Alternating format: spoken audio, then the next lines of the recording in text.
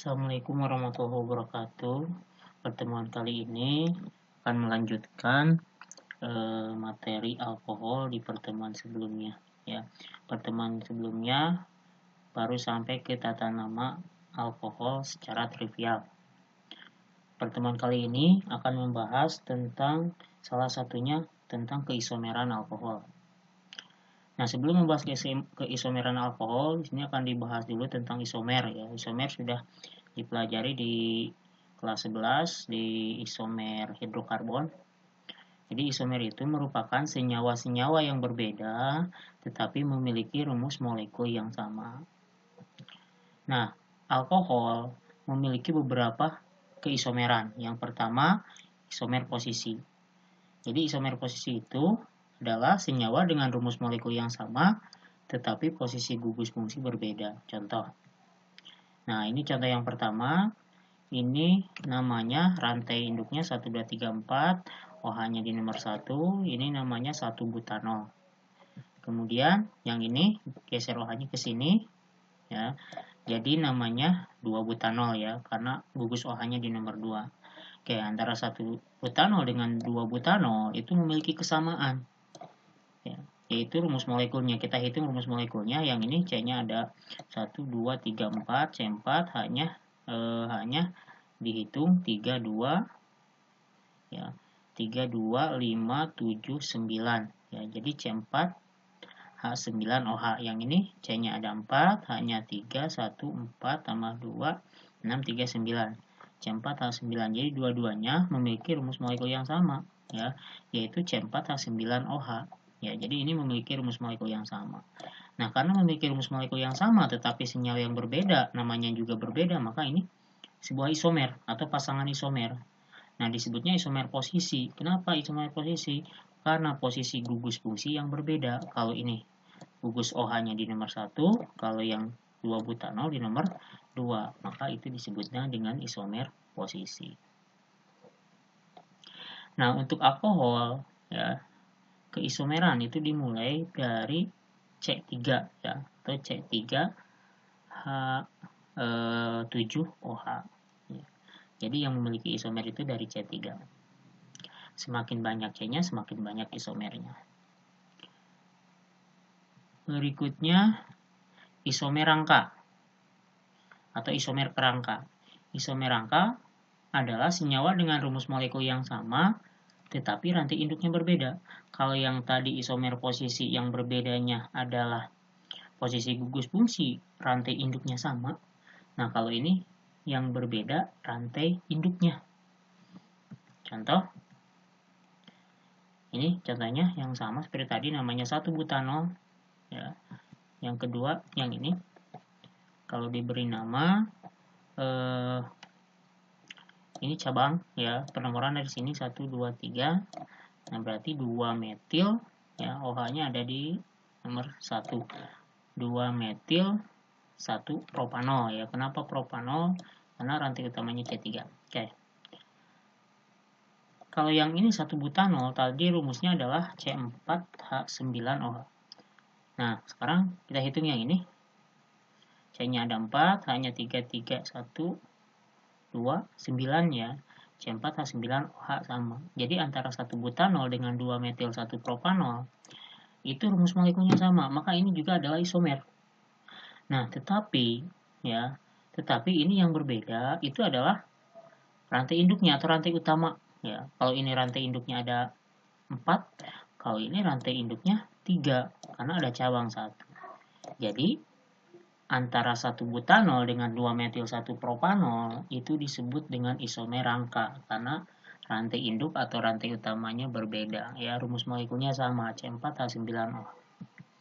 Yang ketiga, isomer fungsi. Isomer fungsi adalah senyawa dengan rumus molekul yang sama, tetapi gugus fungsinya berbeda. Contoh, C4H10O ya. Jadi ini butanol. Butanol itu bisa ditulis C4H9OH atau C4H10O. Hanya dihitung semua ke sini ya. Jadi 10O sama saja. Nah, jadi ini alkohol ya. Yang pertama ini adalah alkohol ya, ini alkohol butanol tadi. Nah, kalau yang ini bukan alkohol. Gugus fungsinya bukan OH tapi O. Nanti di pertemuan berikutnya atau di materi berikutnya yang gugus fungsi O itu disebut dengan ether. Tapi kita hitung C dan H-nya atau rumus molekulnya kita hitung. Kalau ini jelas rumus molekulnya C4H9OH atau C4H10O. Nah, sekarang yang ini C-nya 4, H-nya 10, O-nya 1.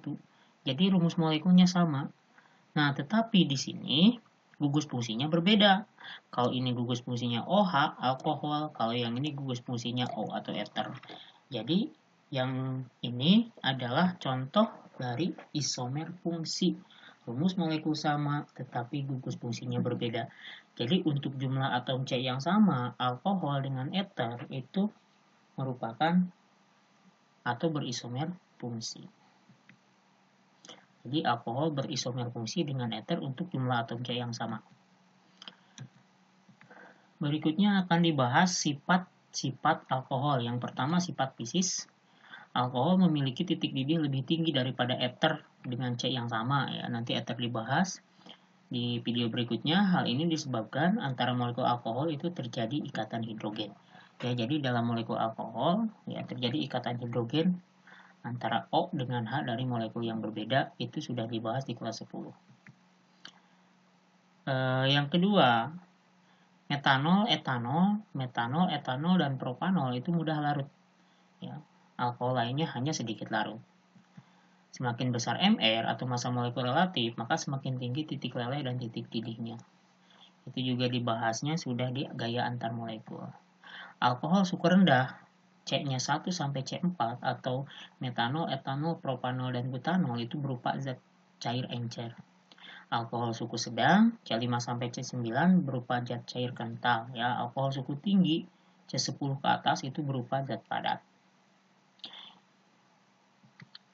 Yang kedua, sifat kimia atau reaksi-reaksinya.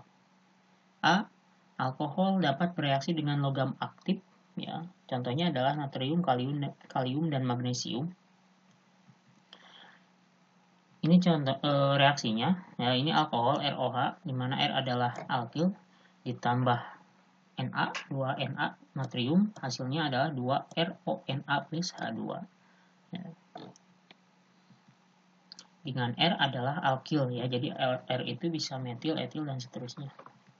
Contoh, nah ini kita ganti R-nya dengan C2H5 atau etil, ya berarti C2H5OH ditambah 2Na. Hasilnya R ini juga diganti dengan etil 2C2H5ONA plus H2 ya. Atau yang disebut dengan natrium etoksida. Nah, reaksi dengan logam aktif ini dapat digunakan sebagai reaksi untuk pengenal alkohol atau untuk mengidentifikasi alkohol atau untuk membedakan antara alkohol dan ether ya. Karena ether tidak bereaksi dengan logam aktif, sedangkan alkohol bereaksi. Jadi untuk membedakannya, direaksikan dengan logam aktif. Kalau bereaksi berarti itu adalah alkohol. Yang B, atau yang kedua, reaksi oksidasi. Oksidasi alkohol primer tadi udah dibahas ya. Oksidasi alkohol primer menghasilkan aldehid dan dapat teroksidasi lebih lanjut menghasilkan asam karboksilat. Aldehid dan asam karboksilat nanti di materi berikutnya ya. Nah, alkohol ini alkohol primer. Kenapa ini disebut alkohol primer? Karena OH-nya terletak di C primer. Nah, ini C primer ya, terikat di C primer. Nah, C primer itu adalah C yang mengikat satu atom C yang lain. Nah, mana satu atom C yang lainnya? Itu di sini di R ya, karena di R itu ada C ya, R itu alkil. Ya, jadi ini adalah alkohol primer. Kalau alkohol primer dioksidasi oleh oksidator, maka akan jadi aldehid. Ya, jadi RCOH. COH itu adalah gugus fungsi aldehid nanti di bab aldehid. Kemudian aldehid ini dioksidasi lagi, maka akan jadi asam karboksilat. Jadi RCOH. COH itu asam karboksilat. Ya, nanti juga ada pembahasan asam karboksilat. Oksidasi alkohol sekunder menghasilkan keton. Ya, nah ini alkohol sekunder. Kenapa ini disebut alkohol sekunder? Karena OH-nya terletak di C sekunder. Ya, ini C sekunder mengikat 2C. Dioksidasi oleh oksidator, maka jadi keton ya, 2 propanol jadi propanon, ini keton ya, namanya propanon, nanti juga dibahas di bab keton. Alkohol tersier itu tidak dapat dioksidasi. Nah, ini alkohol tersier, OH-nya terletak di atom C tersier, itu tidak dapat dioksidasi. Oke. Nah, ini penjelasannya. Alkohol tersier itu tidak dapat dioksidasi karena tidak memiliki atom H karbinol.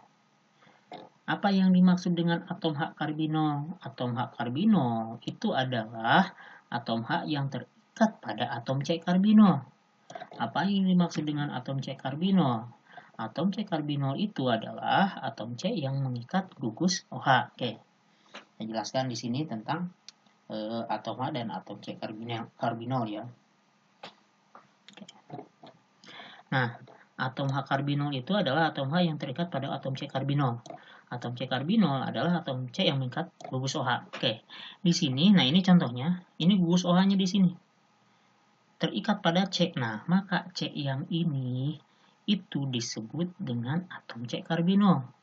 Nah, H yang ini terikat pada C ya, kalau di gambar strukturnya, maka H itu ke sini. Nah, maka H yang ini itu disebut dengan H karbinol. Kenapa H karbinol? Karena terikat pada atom C karbinol. Ya, ini disebut atom C karbinol karena mengikat OH. Nih.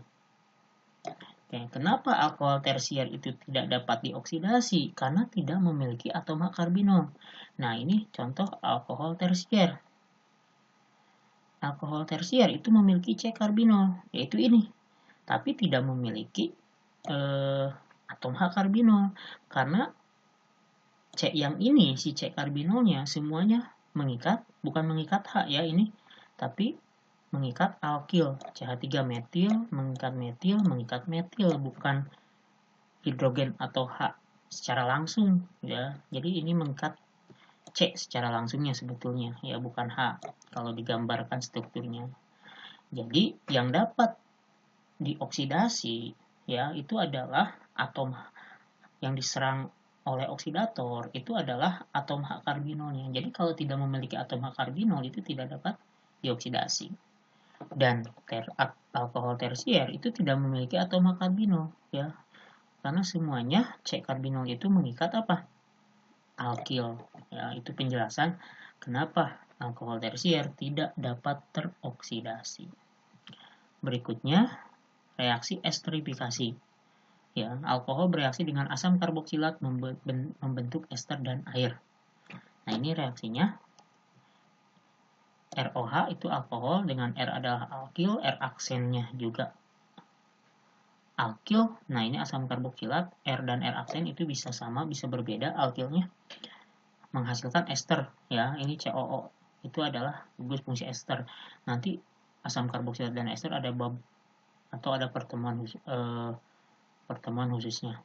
Ya, contoh misalkan R-nya ini adalah etil ya, H3CH2OH, sedangkan R aksennya nah ini diganti dengan metil, ini berbeda. Nah, maka akan dihasilkan tinggal ganti saja si R aksen ini ya. Nah, jadi di sini hasilnya R aksen itu berarti si metilnya jadi di sini. Kemudian si etil R-nya jadi di sini ya. Ini yang disebut dengan ester atau etil etanoat ya, nanti dibahas tata nama ester. Nah, ini yang disebut dengan esterifikasi. Nah, reaksi esterifikasi ini juga dibahas di bab ester ya, atau di materi ester dan di materi asam karboksilat. Kemudian reaksi dengan asam halida atau HX. Nah, ini reaksinya. X itu adalah unsur halogen ya. Unsur halogen itu unsur golongan 7A, fluor, klor, brom, dan iod. ROH tambah HE hasilnya RX plus H2O ya. Dengan R adalah alkil dan X adalah halida. Contoh nah, ini contohnya. Si R-nya diganti dengan metil, si X-nya diganti dengan Cl ya, karena Cl itu adalah halida atau halogen ya, golongan 7A. Hasilnya RX, berarti hasilnya CH3 Cl plus H2O, itu reaksi dengan asam halida. Berikutnya reaksi dengan PX3 dan PX5 ya. P itu atom fosfor, X itu sama, keterangannya tadi adalah halogen. Ini reaksinya. Ini reaksi dengan PX5 ya. Dengan X adalah halogen, bisa X itu bisa F, Cl, Br atau I. Sedangkan R itu alkil ya, bisa metil, etil, propil dan seterusnya. Tinggal diganti saja. Kemudian yang F, reaksi dehidrasi alkohol.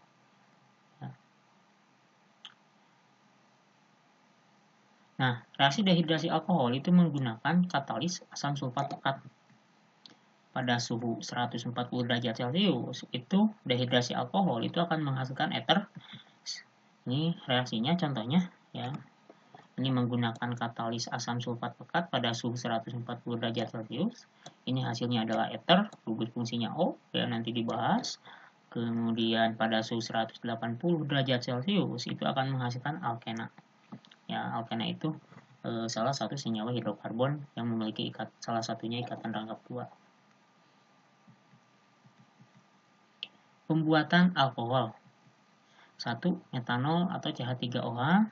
Nah, metanol itu dibuat dengan cara hidrogenasi gas karbon monoksida pada suhu 400 derajat Celcius dan tekanan 200 atmosfer dengan katalisator Cr2O3 atau ZNO. Nah, ini contohnya karbon monoksida dihidrogenasi atau direaksikan dengan gas hidrogen dengan bantuan katalis akan dihasilkan metanol.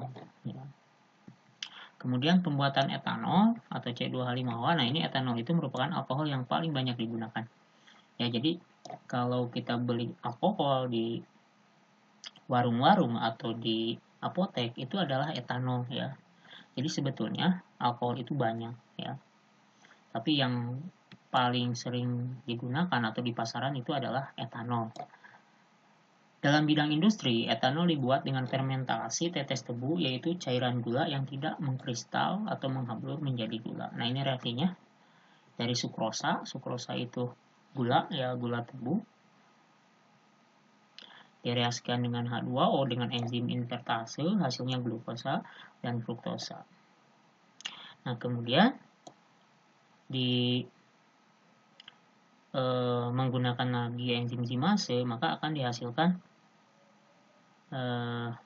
suatu etanol ya, dan hasil samping gas karbon dioksida.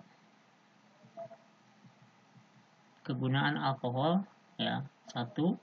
Alkohol banyak dimanfaatkan sebagai pelarut, misalnya pelarut kosmetik dan bedak cair ya, atau bisa digunakan untuk pelarut parfum. Bahan antiseptik seperti hand sanitizer dan yang lainnya ya, atau digunakan untuk mencuci atau mensterilisasi alat-alat kedokteran. Yang ketiga, sebagai bahan bakar, misalnya spiritus. Jadi spiritus itu merupakan campuran etanol dan metanol ya, kemudian diberi warna gitu ya. Yang keempat, sebagai bahan baku untuk membuat senyawa kimia lainnya, misalkan pembuatan asam cuka atau asam asetat ya. Etilen glikol atau etanadiol digunakan sebagai zat anti beku yang ditambahkan pada air radiator mobil di negara dengan 4 musim, yaitu kegunaan alkohol. Nah,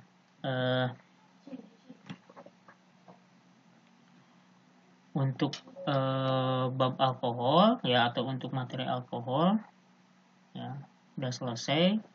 Pertemuan berikutnya atau materi berikutnya itu senyawa turunan alkana yang kedua, yaitu ether ya. Assalamualaikum warahmatullahi wabarakatuh. Ayah suara